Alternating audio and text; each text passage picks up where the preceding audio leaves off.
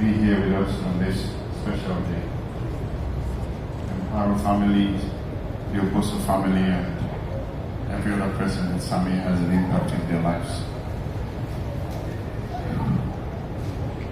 Sammie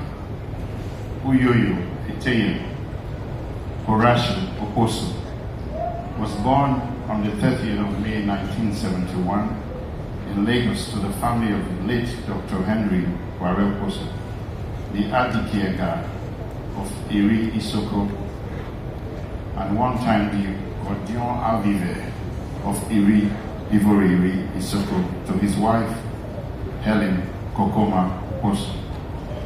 Sammie was the 9th of 10 children, 5 male, 5 female.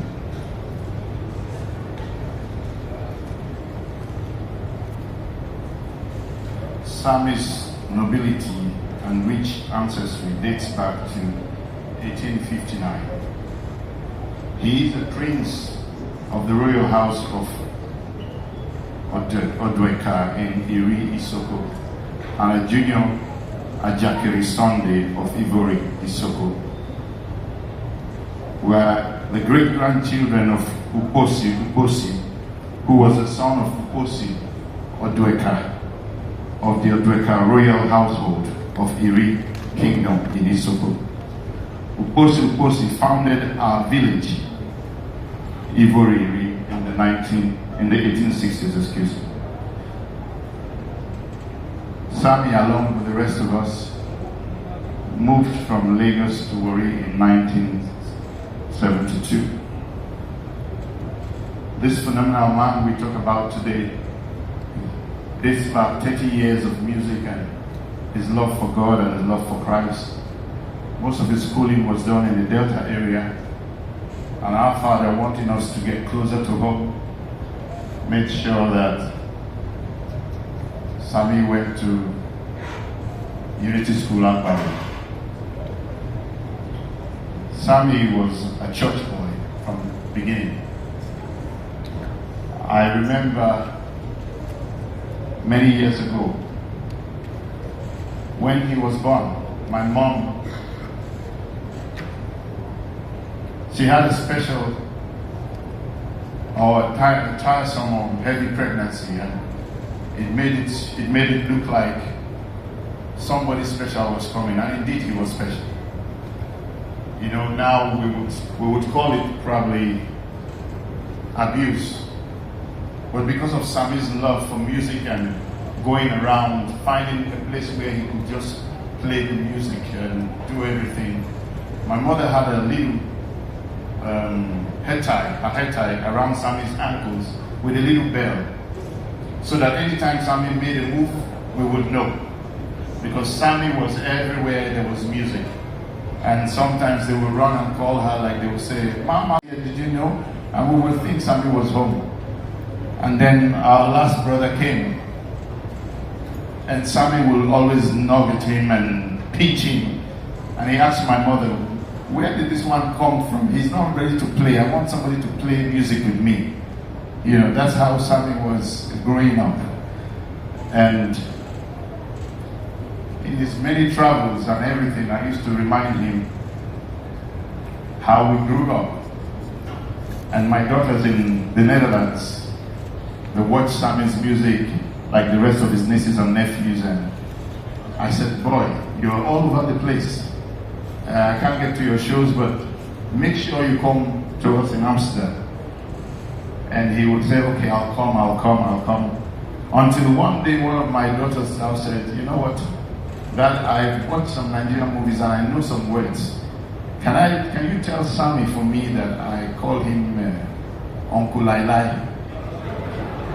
And that got to him, and in February of 2020, he now visited us and came to the church where I pastor by God's grace. And I said, "You know what?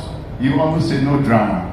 This time, no drama. We're not selling tickets, nothing. Just come be with the family. Just let's talk, let's have fun." And we went back.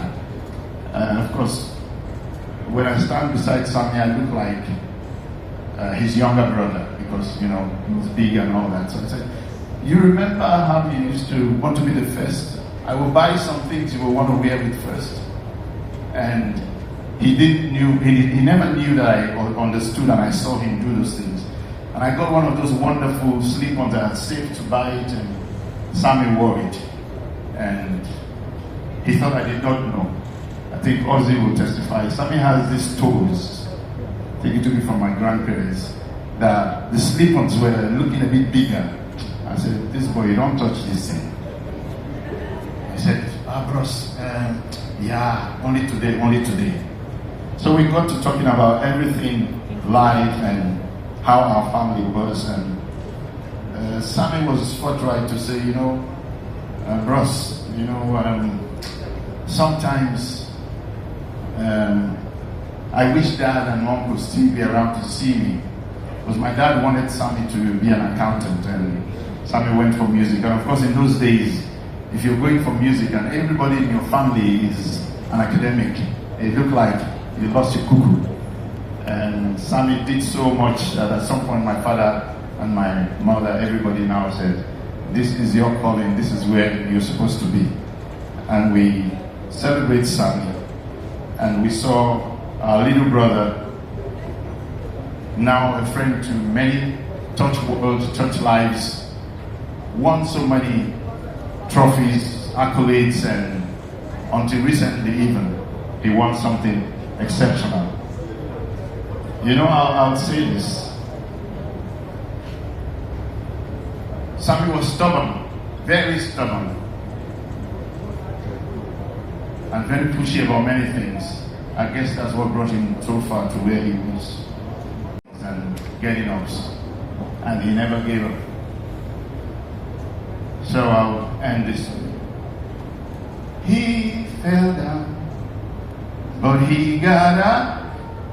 He fell down, but he got up. Sammie was like a saint, a sinner who fell down, but kept getting up.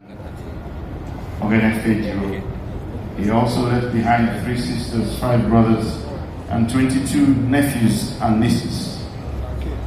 I want to remember Sammie as the fighter,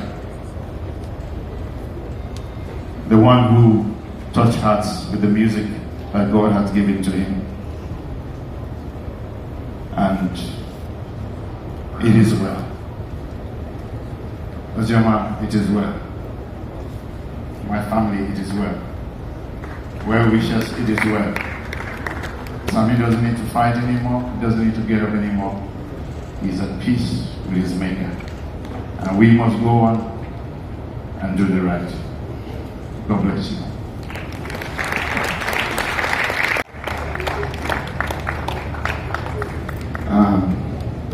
Pastor Larry, by any chance, what's the nickname that Sammie gave you? What's your nickname? Because there's absolutely no human being that is close to Sammie that Sammie doesn't give you a nickname. He kept changing the names. He kept changing the names. Yeah. I mean, only Sammie would look at me. Out of all the nicknames in this world, look at me and say, Kilo Warrior. That's my nickname. The Kilo Warrior. Kilo Warrior.